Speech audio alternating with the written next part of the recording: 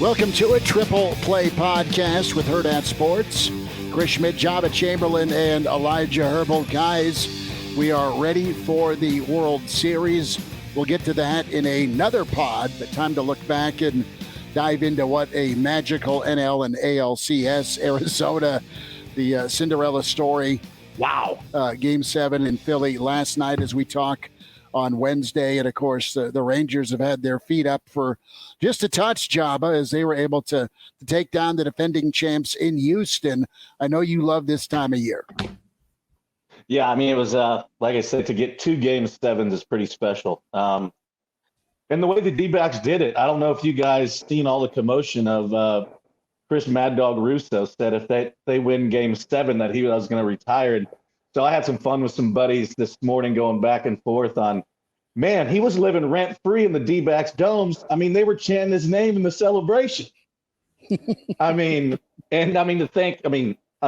been around forever, but it was hilarious to see the traction that really got. But yeah, the D-backs have always had, the chip on their shoulder. And I mean, shoot, going into Game 6 and 7, Philly was 12-2 at home in the last 2 years. So, going into that atmosphere is not easy. So, and I think they were out to prove everybody wrong anyway. Well, this postseason has kind of been a reminder of just how insane this sport of baseball can be and how important it is to get hot at the right time. You're talking about a regular season where you have 3 teams over 100 wins and you have the Rays at 99 as well. And the 2 teams that end up making it to the World Series are an 84-win Diamondbacks team and a Rangers team that hasn't had a winning season since 2016. I mean, I don't think anyone would have predicted these 2, and there's probably some insane bettor out there who had these 2 making the World Series from like back in May that they got really lucky on, just made themselves a whole bunch of money. But these are not the 2 teams you would have expected to be making it this far. When you look at the entire regular season, who is dominant? It's a Diamondbacks team that really got hot at the right time. They play baseball in a way that really benefits them at this time of the year, which we'll get into here in a second, how they went and won Game 7. And then a Rangers team that I mean, they have the talent on that team, but it's not a squad that's been together for a real long time. They made it together, though, at the right time. They played well at the end of the year, and they went through the gauntlet to make it to the World Series. It's just sometimes this sport can be random, and it's about who gets hot at the right time. And you have 2 teams that got hot at the right time, and it sets up for a real exciting World Series. The age-old question, are we that good or are we that hot? And the correct answer is, doesn't matter. You're in the World Series, and you have 2 teams that are feeling pretty good about themselves. And Joba, I want to jump in here on the losers, and I know it's typical to focus on each winning team, and we'll do that, but you've been at the highest level of this sport. These are 2 losses. I want to get your take that will linger. Is the magic carpet ride done for Houston? I think they're too talented to totally go away. But you flip it around and you look at Philadelphia and how good this team was this year. And they're both really stung. You look at both teams, the Astros and the Phillies, and you've been on both sides of it. Momentum building and monumental wins and those soul-crushing losses.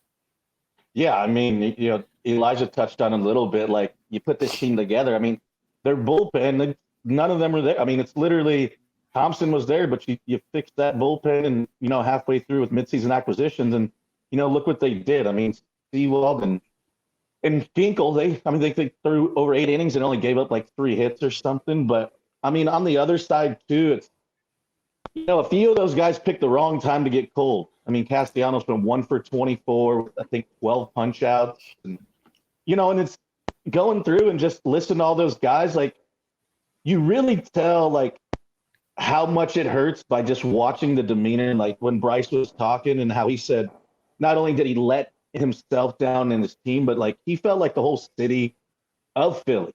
And,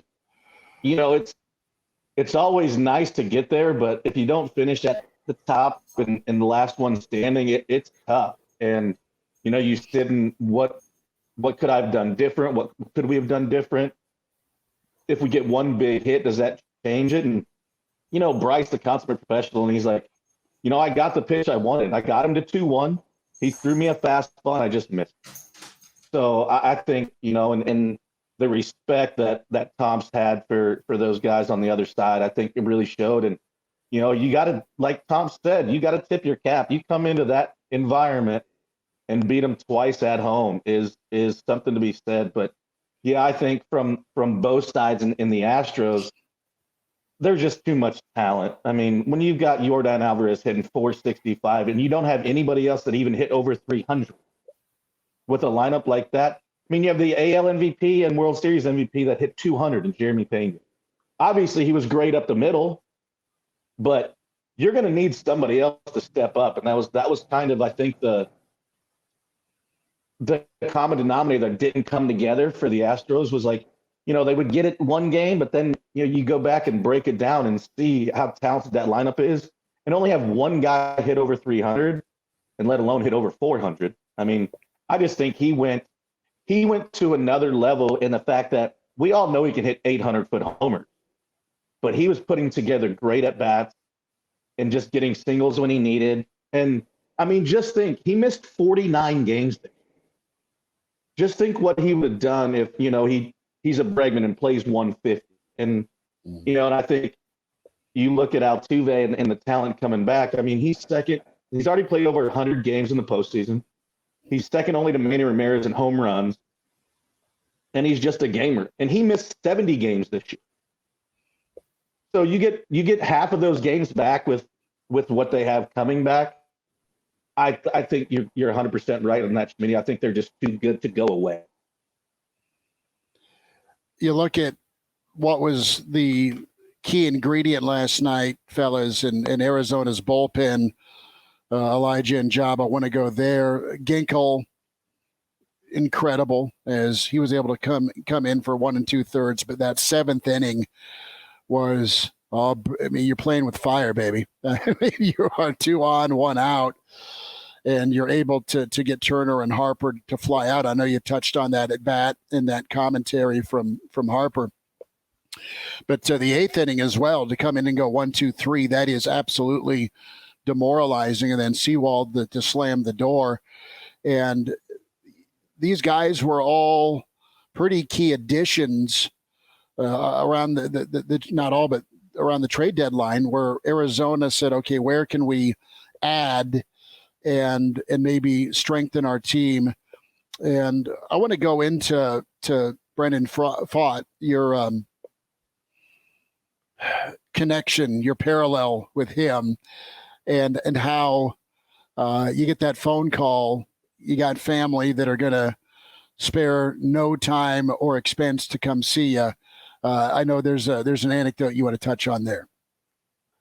Yeah, JP Rossi did a great story on MLB, and as I'm just going through getting prepared for the show, and it's always, when we first thought about this idea, it was the name that I thought was Life in Baseball, and like this is kind of where it hit home. It's just you got 2 brothers, their grandpa's still a professor at the college they went to. Their dad went there. All 3 brothers, they all 3 played at the university, and his brothers told each other when they were sitting on the couch that they're like, we're not missing another one. So they decided to get in the car at 7 a.m.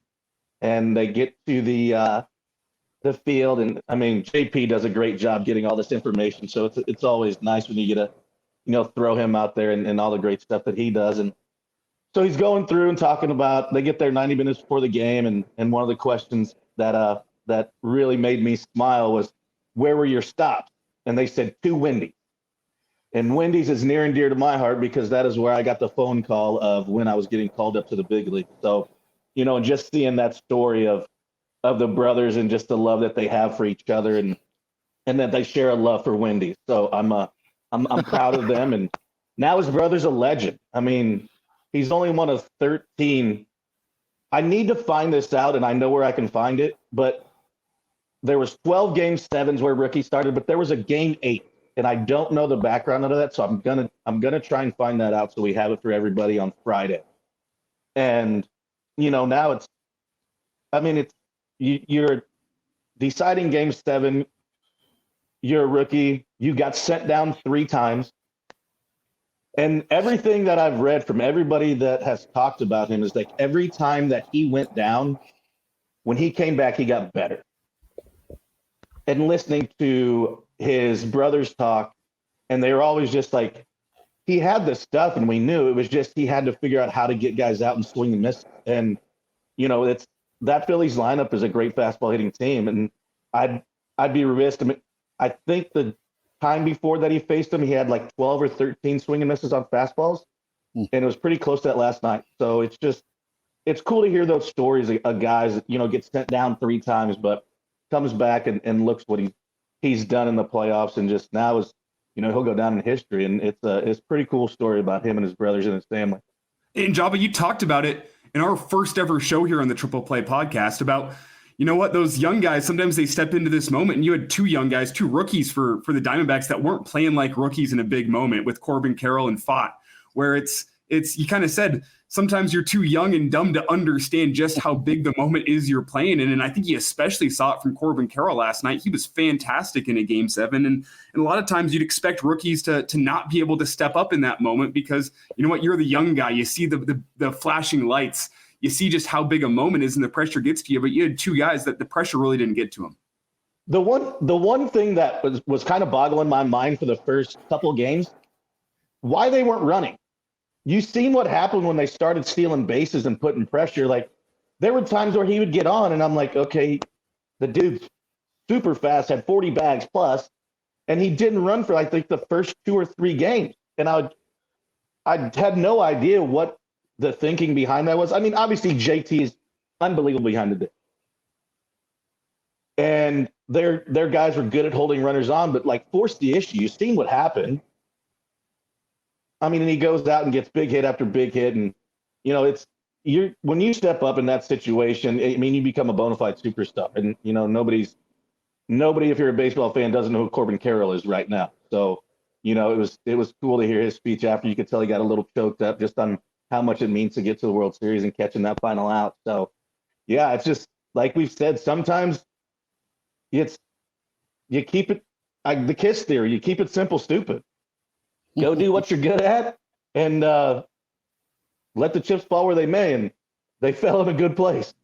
And Joba, it's interesting to see how, the Diamondbacks do it against the Phillies. And it kind of reminded me of the World Baseball Classic with that Japanese team where it's not necessarily small ball. It's just baseball fundamentals that are winning them baseball games. Corbin Carroll gets the first run on the board with some fantastic 2-out hitting, just sends it back where it comes from, doesn't get the best contact, but he sneaks it through the infield and you get a run on the board. And then you have sacrifice flies, sacrifice bunts, stealing bags. It's baseball fundamentals that seem to have gone away somewhat in recent years. And it's kind of that return to what baseball is with the Arizona Diamondbacks.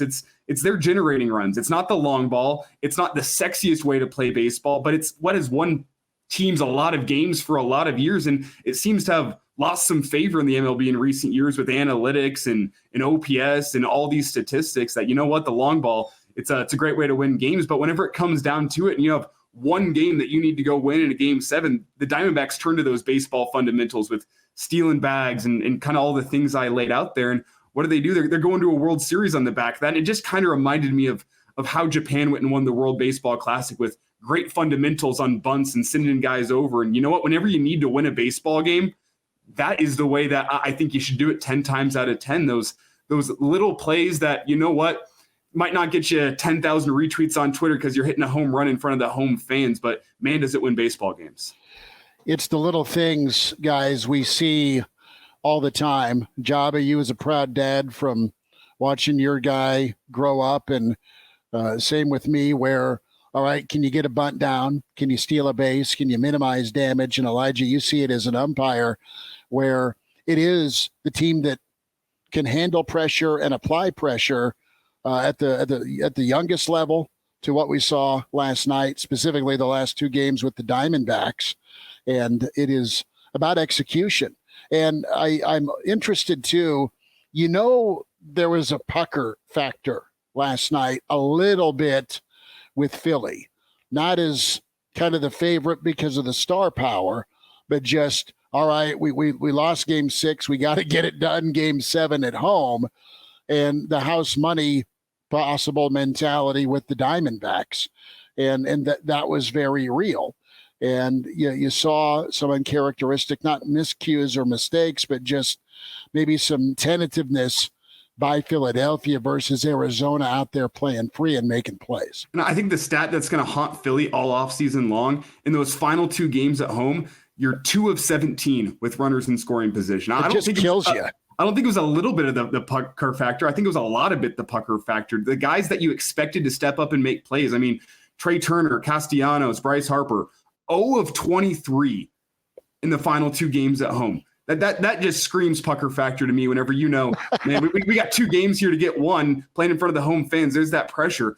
Man, it just felt like they succumbed to that, because 2 of 17 with runners in scoring position is not what got the Phillies to this point. It's not how they played baseball all year long. They would have a guy, one of their superstars, step up, and they just didn't get it over the final 2 games.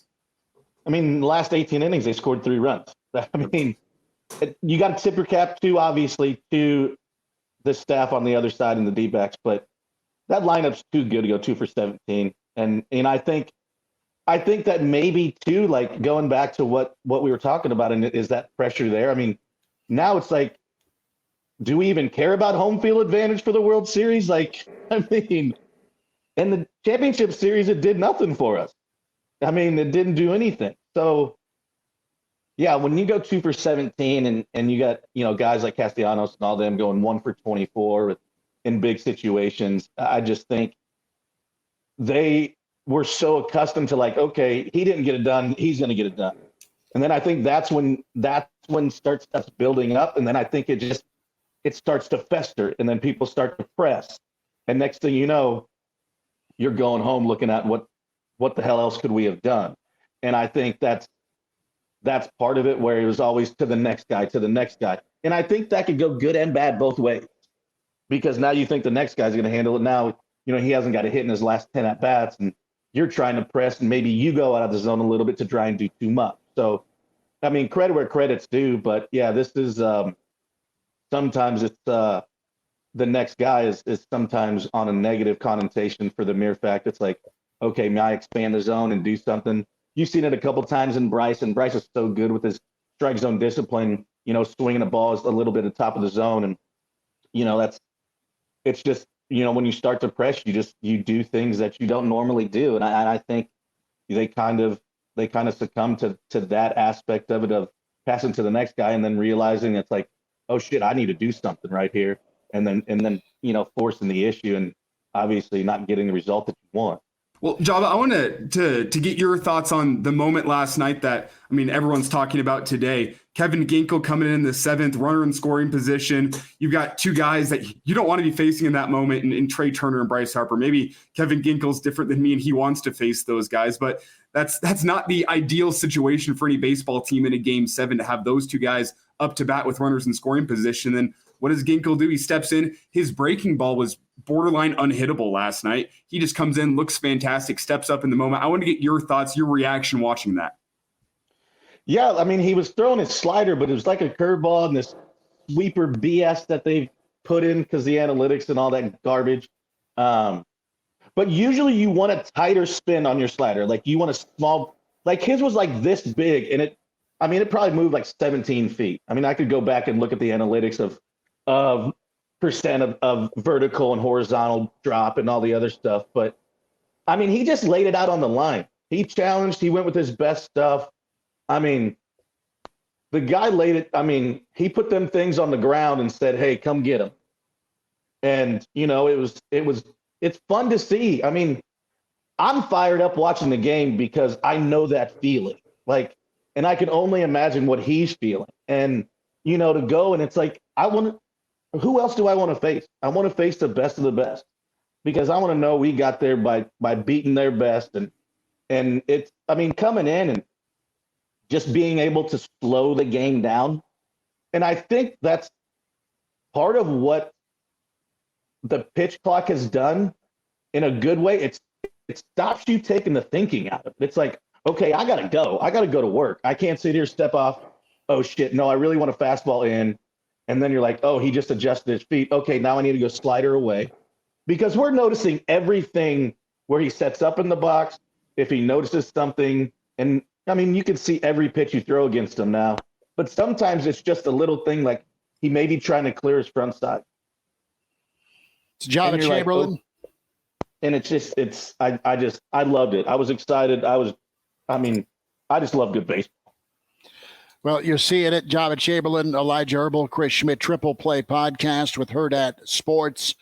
And you've got the World Series set up here, Arizona and the Texas Rangers. And I know we joked about it earlier this week. Mr. October, right? Reggie Jackson. And some of us have Reggie Jackson stories. I think, Joba, you've probably run into him more times than I have in my life. But I go back to a regular season series, and my little guy, Junior's the biggest Yankees fan there is. So whether it's Kansas City or Chicago or Denver for the Rockies, we'd go out and see the Yankees. And he this is before he got way too tall, so he'd show up with his little Yankees hat on and try and get to the dugout, right? He's in search of Aaron Judge. He's in search of any Yankee autograph he can get. And lo and behold, back in 2014, Reggie Jackson was making his way out of the dugout. Junior got to the top of the dugout, and this brand new hat. He's like, Dad, take me to a famous store that's in every mall where you spend about $40 on fitted hats. Well, he shook me down for a brand new Yankee fitted hat. He takes it off and slides it on top of the dugout as he kind of gets by the yellow coats, the security. And Reggie like stops it and says, I didn't tell you I'd sign this. And that sounds about right. And he scowls, and then Carson slides the pen to him. So he gets the bill signed, and it's framed downstairs. But that time Reggie Jackson got to meet Carson Schmidt. It was pretty funny. I'm pretty sure you're not the only one that has that story with what he said like that. Yeah, Reggie is Reggie. And everybody that's probably met him or had more than one encounter with him is gotten to know that. I'm going to go off topic and then get back to Reggie. Yeah. If they put Reggie's in Yankee Hall of Fame, how do you feel about A-Rod's? Is it just because of the steroid admission? Why do you think they didn't retire his number? I think there's going to be a point in time where A-Rod gets retired. Okay. He'll get in. And I think at some point there's a lot of guys that have a lot of dirt on them that will eventually get in. I just hope for their sake that they're still alive to see it, because I know that's near and dear to so many players' hearts. You play to win, you play because you love it, but you also play for the immortality of it. I mean, you've been out to Monument Park, I don't know how many times in your career, with some of the famous Yankees. And I mean, those guys are immortalized. So, A-Rod, listen, A-Rod probably deserves to be in. So does Barry Bonds. And I'm not, listen, I know you know him better than most, but as a dude, yeah, I'm not. It sucks that there's an admission, but I think there was so much going on in that era over a generation that it's more about who wasn't on it. So I think if you were on it probably because you were facing somebody who might have been on it. And that's just how baseball was. I think Reggie is obviously a Hall of Famer, and he put up insane numbers, but A-Rod and even Barry Bonds both had numbers in their career pre-usage in my estimation. So that's my logic for giving them both a nod. Yeah, I mean, it's always interesting to hear people's perspective as far as, well, if you let this person in, they didn't play their whole career there, this, that, and another thing. Mm-hmm. So it's always interesting, and when we get this out there, I'll see what people think just so we can get some feedback on it or whatever. So, but now Reggie is I have a good one and a bad one. The bad one's not terrible, but all of a sudden I get called up to Double-A, and we're in hard-hitting New Britain. shithole of a place, but they could hit, and they had a sweet bar right next to the hotel. So I was good. And we, side note, we met this chick that had boom and pow, like from the old Batman cartoon. Yeah. Oh, yeah. Oh, it was fantastic. She was great. That's another hard-hitting New Britain. But so all of a sudden, I see Stick, Michael, Billy Epler, Reggie, and then they're like, Cashman's coming. And I'm like, what the hell's going on? Well, we end up getting rained out. Mm-hmm. And so I hadn't given up a home run all year. And Reggie and Stick come back the next day. Well, the first two hitters on back-to-back pitches, I give up back-to-back home. Oh, shit.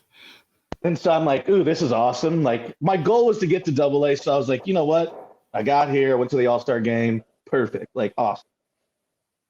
So I was so pissed at myself, I literally went straight into the clubhouse. I think I went into the fourth and just put my stuff on, put my headphones on, and I just take off. I ran till basically the game's over. I got back in like the ninth inning. And I go in, and Reggie's in there, and he was like, oh, so you're just going to give up homers now that I'm here? I was like, yep, that's exactly what I was trying to do, Mr. Jackson. I was like, the hell was I supposed to say? So he stays for a couple of weeks, and he was like, just getting to know me, I guess. And he's like, well, what number did you wear in college? And I was like, 44. He's like, where'd you go? I was like, I went to Nebraska. He goes, it would be an honor if you wore number 44 in a Yankees uniform. And at this point, I'd gotten enough rapport. And I go, I have heard stories. You're full of shit.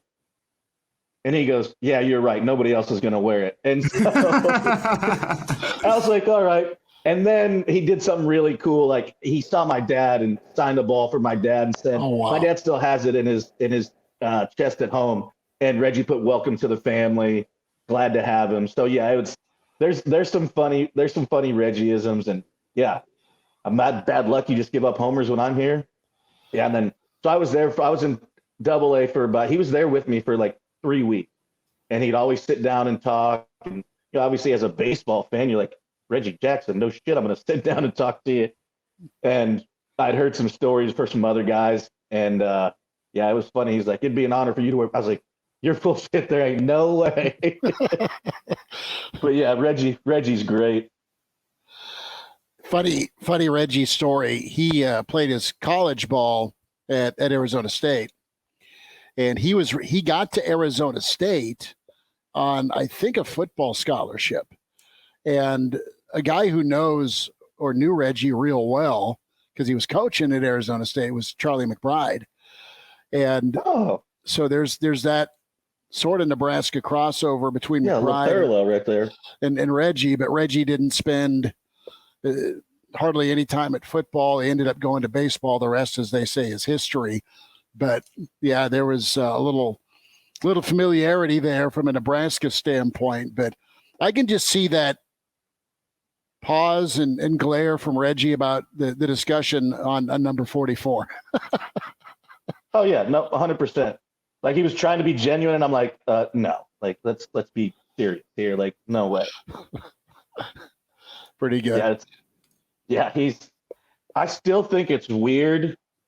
And he played for the Angels. Yeah. Like, when I he was a Naked Gun. Oh yeah. He was in another one too. Was it it was like Naked Gun 33 and a half or something. There was like 7 of them. Yeah, I know. It was one of them where Reggie was going to kill the Queen. That's right. He always had the big rec spec glasses too. Yeah. Because Reggie, his time with the Yanks, of course, with the A's, did he do time in, I want to say, the Angels? I got to look up. You're forgetting like a very obscure one, because he was only there for Baltimore. Once. Yeah. Yep. I was going to say, do I remember having a baseball card of Reggie Jackson in an Orioles uniform? But I don't know. Hey, it's October, so we got to talk a little Reggie. See, it's funny because my generation, I've seen The Naked Gun, but I remember he has that little cameo in the bench warmers. So I remember Reggie Jackson from. Which looking back, whenever I first watched that movie. Yeah, generationally, how we're different here. And it's funny how I watched that movie in middle school and I thought it was the shit. And now I look back, that movie is not good. It's still funny. It still holds up somewhat, but like, turns out whenever you're in middle school, you think everything's a little funnier than it actually is. Oh no, you're all good with bench warmers because I'll give you that one. It's funny whenever I'm sick on the couch, I've got the blanket around me, and Junior will come up and say, "Oh, how's Howie doing?" The character is scared of the sun. Yeah. I'm covered up. So I'm going to step out for 2 seconds. You guys talk amongst yourselves because I've got a crazy German. Hold on. Job, we need to hit ALCS here real fast because you and I watched Game 6 together on Sunday night. And one of the discussions we were having as we kind of start looking ahead to the World Series just a little bit, I don't want to dive too deep in because we do have a show coming up, Friday live show from the Hurrdat Sports Bar and Grill up in La Vista. We encourage you to come check that out if you want to come see us preview the World Series. So we got to save some of our World Series thoughts for that show on Friday. But one of the things we were talking about, Jabba, was the back end of that Rangers bullpen and who's going to come in and close down games, because you have Leclerc, who looked a little bit shaky at times in Game 5, especially of that ALCS. But then you also have a guy in Aroldis Chapman, who I don't think anyone in the world wants to trust right now. And I want to get your thoughts just on how big of a deal you think that's going to be moving into the World Series, because the Rangers, they got it done in Game 7. They talked about post-game how they just tried to treat it like any other game, playing cards before the game, trying to keep things loose. But it's harder and harder to do that the deeper and deeper you get into the postseason with the World Series coming around. And those are two guys, Aroldis Chapman and Leclerc, that I worry about in that moment, trying to treat it like any other game, especially with some of their recent history. And I want to get your thoughts just on those two guys back into that Rangers bullpen. What type of message, like their performances in the ALCS, kind of sends to the Diamondbacks, and that I don't think the Diamondbacks will ever feel like they're out of a game in the World Series with those two guys coming in and trying to close it down.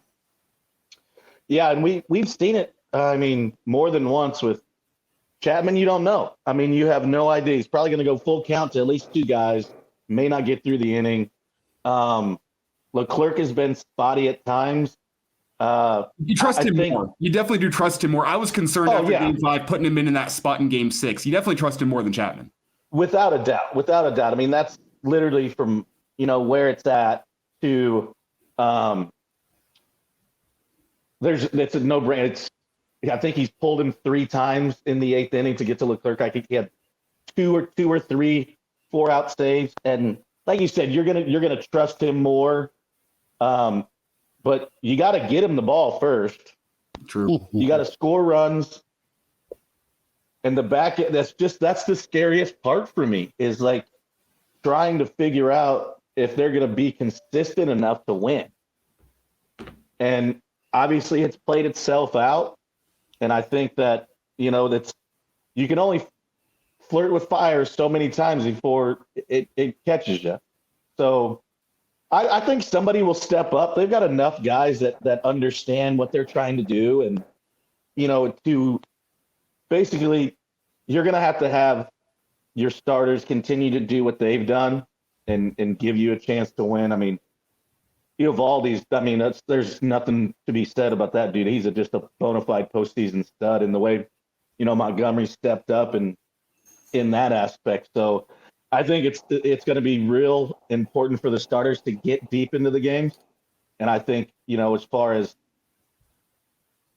the Diamondbacks goes, to take pitches, and we'll focus more on that. But I think try to get into the bullpen as fast as you can. I think that's probably where they're thinking with what they have coming at the back end, knowing that they're susceptible to giving up some runs. Joba, to wind down our AL and NLCS review, triple play podcast with Hurrdat Sports, Elijah Herbel, Joba Chamberlain, Chris Schmidt. I want your take on Mad Max, your dear friend Max Scherzer, and how you think he is going to be heading in to this World Series? Because he's a vet and he knows what it's all about. I think the more comfortable he gets in game situations, the better Max is going to get. I mean, he got into the third inning and, Monty came in and did some stuff. I think, going back to those guys, I think Sabors is a guy that's really going to need to step up and do some more stuff from the bullpen. But, Max is Max. He's going to go out and compete with whatever he's got. He's going to give you a chance to win. And I think just the more comfortable he gets in game situations, because he's a future Hall of Famer, no doubt. But you're out for over a month and you come back, you don't make a rehab start. You pitch in sim games, you do all that. But that's like nothing being out there in a postseason game. And it just shows you what kind of competitor and what Boch felt with Max of, okay, you've had one start, but you're starting game 7 and it's not even a question. So he's going to go out and compete. He's going to give you everything he's got. And I think it sucks for the D-backs because the more comfortable he gets feet on that bump, he's just going to be better. I can guarantee you right now, and we'll talk about this again, but he's going to go more than 3 innings on Friday. I can promise you that.